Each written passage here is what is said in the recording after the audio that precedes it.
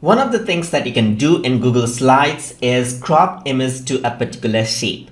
So over here, you can see that I have an image. So what I want to do is crop it to a particular shape.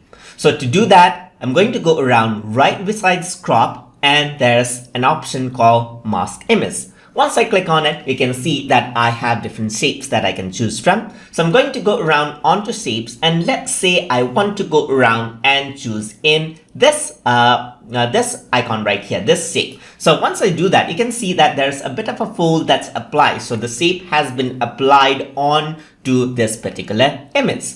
I'm just going to go around over here on to, let's say, for example, the same options. I'm just going to revert this back. So I'm just going to reset the image. I'm going to go around and apply another one. So let's say if I were to go around onto shapes and apply this one, you can see that that has been applied. I can simply go around over here. Let's say I'm going to go for this one, and that is how it works. So you can see that that is how the cropping actually works out. If I were to resize it, you can see that it resizes the shape as well, just like that.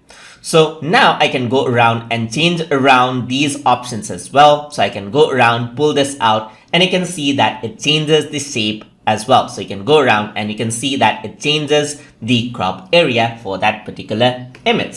And that is how you can crop image to a particular shape inside of Google Slides. So hope you guys learned something as always. And as always, please like, comment, share, and subscribe.